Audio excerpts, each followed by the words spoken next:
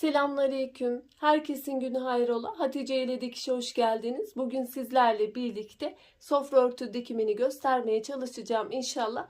Çalışmaya geçmeden önce kanalıma ücretsiz bir şekilde abone olup yandaki zili de aktif hale getirirseniz yüklediğim tüm videolardan haberdar olabilirsiniz. Şimdi çalışmamıza geçelim. Kumaş olarak dak keten kullanacağım. Dak ketenlerin eni ortalama olarak 180 santim oluyor. Kare bir şekilde yapabilirsiniz. 180'e 180 kullanabilirsiniz. Kumaş enlerine bağlı.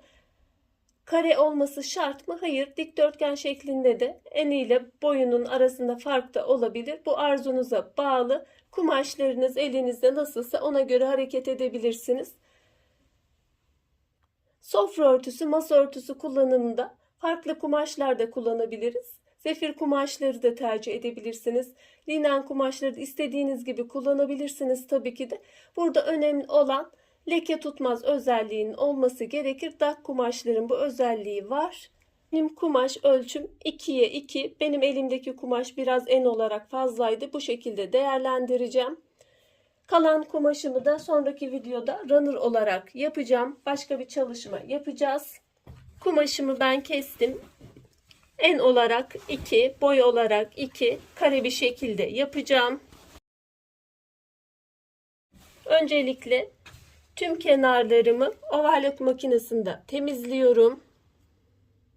Overlock makinesi olmayan arkadaşlar için zikzak ayarıyla da yapabilir ya da katlama yapacaklarsa bir katlanır, bir daha katlanır.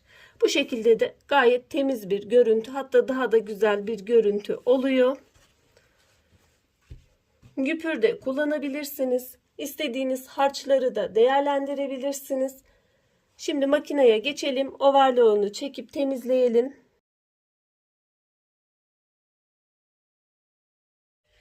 Kenar temizlemelerimizi yaptık. Şimdi dikiş aşamasına geçiyoruz. Dikiş aşamasını da farklı şekillerde de yapabiliriz.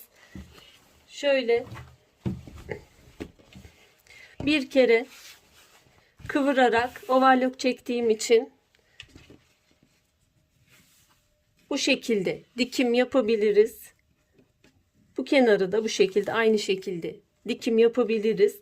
Eğer overlock çekmedim, iplikli bir kenar ise şöyle bir katlıyoruz. Bir daha katlıyoruz.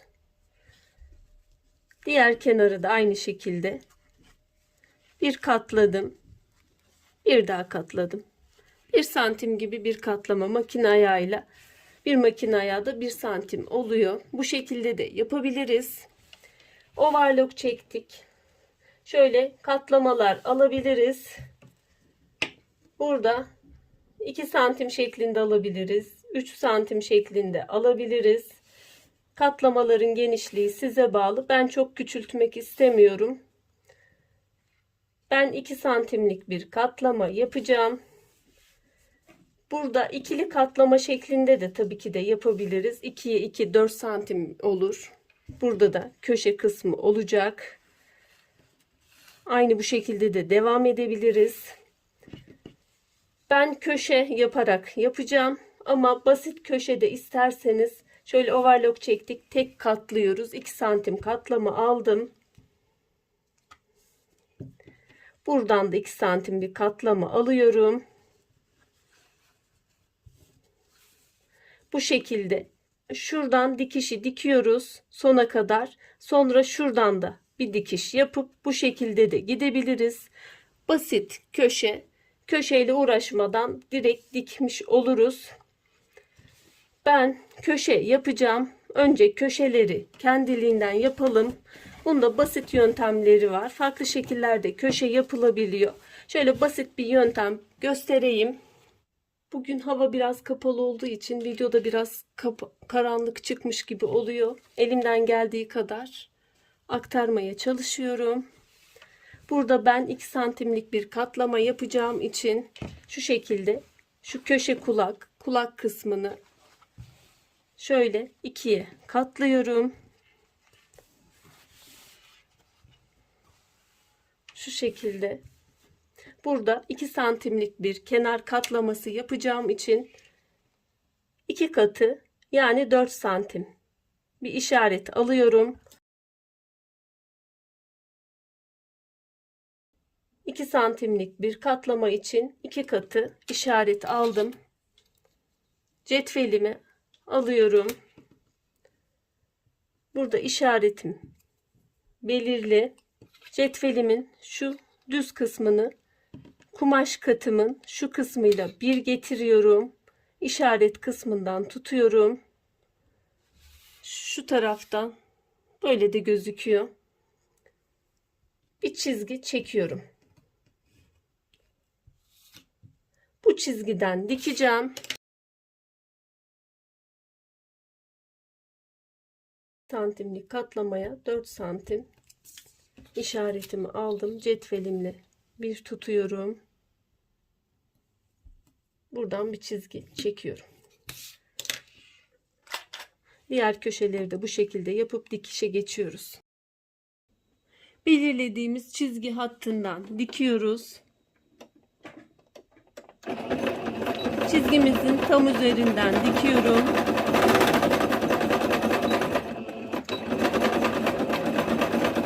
Başlangıç ve bitiş noktalarını pekiştiriyorum. Sağlamasını yapıyorum. Fazlalık kısmını kesmeden.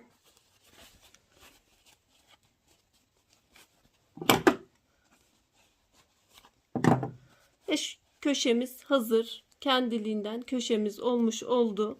Diğer kısımları da aynı şekilde yapıyorum. Sağlamasını yaptıktan sonra fazlalık kısmımı alıyorum.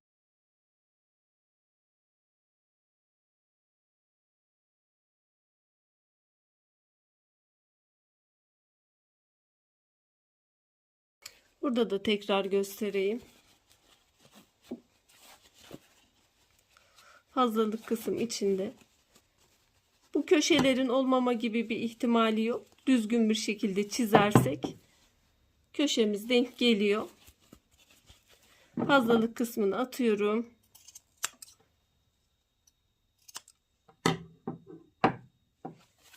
Diğer köşelerimi de hallediyorum. Sonra dikiş aşamasına kenarları dikime geçeceğiz. Şöyle burada tekrar göstereyim. Şu fazlalık kısımlarımızı aldık. İçeri doğru yerleştiriyorum.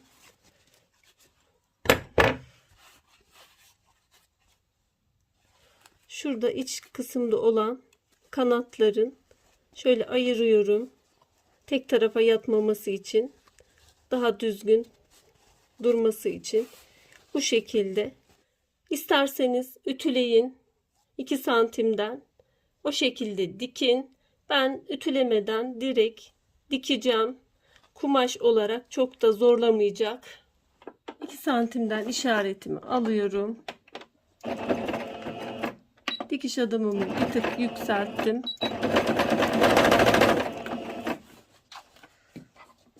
Zaten şöyle tırnak ütüsüyle de yapabilirsiniz. Kumaş müsait.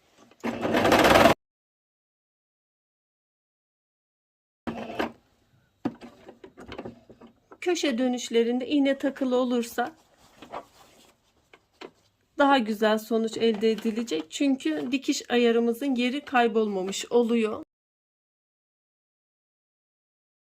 Bu kısımlarda da şöyle 2 santimden ölçümü alıyorum. Katlama yükselirse 3-4 gibi devam ederse biraz daha dikmek zor olacaktır. Katlamanın ölçüsünü düşürürseniz dikim daha kolaydır. Bu şekilde dört bir kenarını dikiyorum. Zaten köşelerimizi yaptıktan sonra dikim çok kolay bir şekilde ilerlemekte. Göz ayarıyla bile gidebiliriz.